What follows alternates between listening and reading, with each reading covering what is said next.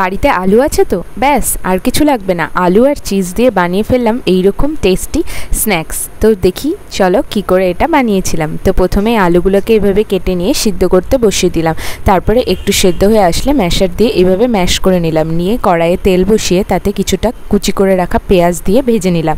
নিয়ে তার মধ্যে ওই ম্যাশ করে রাখা আলুটা, তারপরে হলুদ, লঙ্কার গুঁড়ো, জিরের গুঁড়ো, লবণ সবটাকে দিয়ে ভালো মতো মিশিয়ে এরকম একটা মিক্সচার তৈরি করে নিলাম। তারপর তার মধ্যে কিছুটা পরিমাণে এই চালের গুঁড়ো মিশিয়ে একটু শক্ত করে নিলাম। নিয়ে তারপর এইভাবে হাত দিয়ে চ্যাপটা করে মাঝখানে চিজ ঢুকিয়ে এইভাবে আলুর পুরের মতো, চপের মতো তৈরি করে নিলাম। তারপরে এইভাবে আরও সবগুলোকেই তৈরি করে নিচ্ছি, ভেতরে চিজ ঢুকিয়ে এইভাবে চারকোনা শেপ করে তৈরি করে নিচ্ছি। তারপর এদিকে 3-4টা মেরি বিস্কুট ছিল, সেটাকে গুঁড়ো করে রেখেছিলাম। নিয়ে এবার বিস্কুটে কোডিং করে দিয়ে রেখে নিচ্ছি।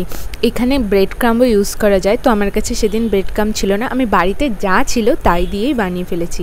তো এইভাবে কড়াইয়ের মধ্যে সাদা তেল দিয়ে এই যেগুলো বানালাম সেগুলোকে দিয়ে এইরকম করে একদম অল্প তেলে ভাজছি, খুব ছাকা তেলে আমি ভাজিনি, অল্প তেলের মধ্যে দিয়ে এইভাবে তৈরি হয়ে গেল চিজি পটেটো স্ন্যাক্স। তো তোমরাও এরকম সন্ধ্যাবেলা বাড়িতে বানিয়ে খেয়ে দেখো আর কমেন্টে জানিও কেমন লাগলো। টাটা।